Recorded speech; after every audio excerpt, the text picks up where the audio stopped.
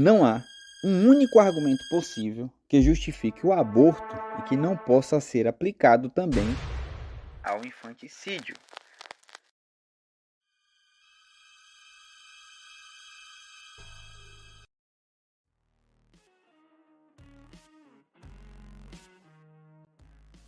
Essa frase não é minha, é de Peter Crift, professor de filosofia da Boston College, Massachusetts.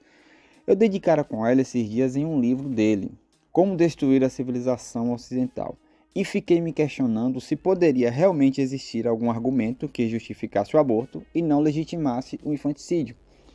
Cara, de lá pra cá eu fiquei fuçando minha memória, posicionamentos a favor que já ouvi acerca do tema, e daí comecei a refletir sobre a veracidade do ponto de vista do professor. Já adianto logo que sou contra o aborto, mas me perguntei se não haveria um argumento sequer que fosse, digamos, um pouco relevante e que não respingasse nas crianças nascidas. O primeiro argumento que me veio à mente favorável foi: a mulher tem o direito de abortar, já que o feto é completamente dependente dela. Eu vi, não me recordo onde, um influencer comentando que todos os nutrientes que o bebê recebe vêm da mãe. Ainda afirmou que se o feto chegar a sair da barriga, não consegue sobreviver sozinho. Logo, cabe à mãe tomar a decisão. Confesso que em certo ponto concordo com o influencer. O nascituro é totalmente dependente do próprio ventre materno. É por meio da placenta e do cordão umbilical que ele recebe nutrientes e oxigênio. Até aí tá tudo ok. Mas vamos lá, o problema é outra coisa. A dependência de um bebê não se encerra quando ele chega ao mundo. Um recém-nascido continua dependendo de cuidados maternos ou paternos para se alimentar, para se manter limpo, aprender a andar e para uma infinidade de outras coisas, como até mesmo para aprender a dormir. Uma coisa que eu aprendi depois que meu filho nasceu é que um bebê de poucos meses não sabe dormir. Quando sentimos sono ou quando chega o nosso horário de repouso, nós simplesmente nos deitamos, fechamos nossos olhos e esperamos até adormecer. Meu filho? Não. Ele fica estressado, começa a gritar e precisa de um colo e musiquinha para poder repousar. A conclusão lógica então que chegamos, se considerarmos esse argumento, é que qualquer criança pode ser abortada, já que ela não consegue ser independente. Eu ainda gostaria de ir além. O que falar de adolescentes e jovens que ainda estão na dependência financeira e emocional dos pais? O que falar de pessoas acamadas e que precisam de cuidados em boa parte do tempo? Depois de ter refletido sobre esse primeiro argumento, minha mente não parou mais. Veio o segundo. Um feto é um amontoado de células. Logo, não há problema algum em interromper o seu desenvolvimento. Aqui, nós poderíamos ser bem diretos e afirmar logo que não só crianças e adolescentes, mas também qualquer indivíduo, não importa a sua idade, é um amontoado de células. Mas algo me diz que esse argumento carrega subentendidos mais complexos do que isso. Até porque muitos dos que defendem esse ponto não se importam tanto com o tempo de formação do nascituro. Mesmo que ele já esteja todo formado, alguns ainda defendem a prática. Então esse ponto de vista não é apenas sobre células, mas sobre outra coisa, e eu suspeito que essa outra coisa é o não sofrimento. Veja, um feto sente nada, portanto, qual o problema de restringir sua vida? Eu falo isso porque muitas pessoas da sociedade atual parecem ter como objetivo de vida a busca plena pela felicidade, ou seja, a ausência completa do sofrimento. Então, a felicidade é o que importa. Então, se não existe sofrimento, tá tudo bem.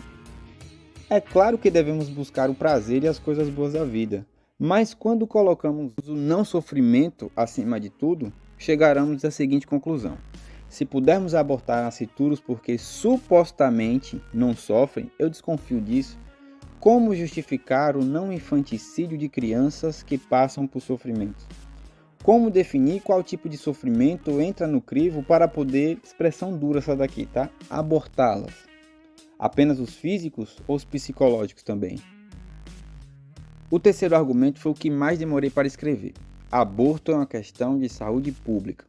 A lógica dessas palavras é a seguinte: devido ao aborto ser considerado crime no Brasil, muitas mulheres buscam vias clandestinas para realizar a interrupção da gestação. Com isso, muitas delas acabam tendo sequelas, como também boa parte pagam com suas próprias vidas. O Ministério da Saúde estimou em 2018 que 1 milhão de abortos induzidos aconteciam por ano. Um outro dado interessante que achei no site da Câmara dos Deputados, publicado em 2014, foi que cerca de 200 mil mulheres, naquele período, recorriam ao SUS para tratar de sequelas após procedimentos mal feitos. Descriminalizar o aborto, então, é garantir o bem-estar e a vida dessas mulheres. Cara, depois de analisar isso aqui, eu fiquei me refletindo. O argumento do professor Peter parece ser falho, pois seu ponto de vista é de que não existe um único argumento a favor do aborto que não seja também aplicado ao infanticídio. Mesmo que a ideia de saúde pública não me convença, parece que ela não é afetada pela visão do professor. Afinal, como isso poderia gerar infanticídio? Confesso que por um instante eu quase neguei a visão do professor, mas antes de desistir me fiz o seguinte questionamento: por que as mulheres decidem abortar? A resposta não parece ser muito complexa.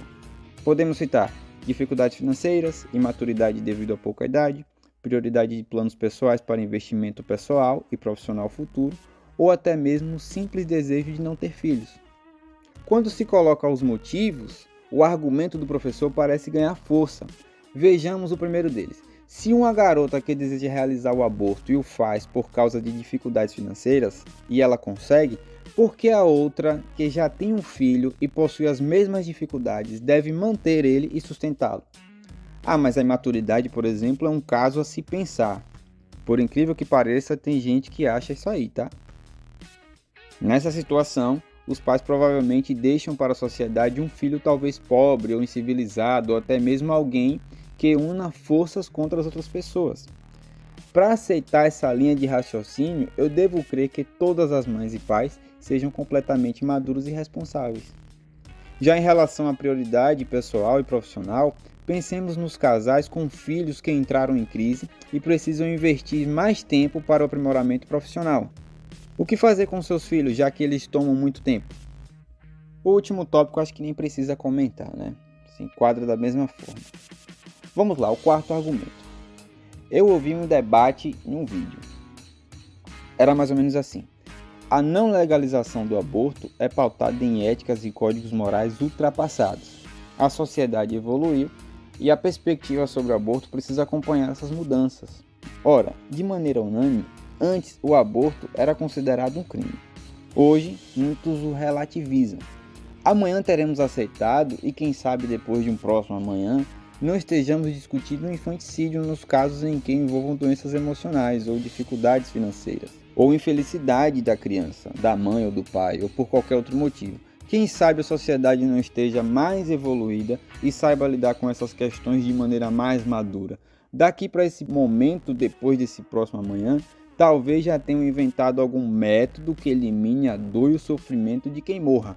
E já que o ser humano não passa de uma massa celular que come, dorme e evacua, o infanticídio não será mais chamado de infanticídio, mas talvez de liberti-infanticídio. Ora, quando os primeiros indicadores de que estamos indo em direção a este caminho apontarem, acho que alguém deveria engatar a quinta marcha e apertar o pé para chegarmos nesse dia depois do amanhã antes, afinal viu o progresso. Eu não fiz comentários sobre casos de aborto considerados legais, como estupro ou quando representa risco de vida para a mulher, ou em fetos que possuem anencefalia, embora eu tenha pontos de vista sobre esses motivos. Isso porque quis me limitar aos argumentos que estão sendo discutidos mais atualmente acerca da descriminalização do aborto. Eu pensei em procurar alguns outros argumentos para dar continuidade ao vídeo, pois confesso que ainda tenho algumas dúvidas sobre a veracidade do ponto de vista do professor Peter Griffith, mas decidi passar essa bola para vocês. Então coloque aí nos comentários: existe algum argumento favorável ao aborto que não seja aplicado ao infanticídio?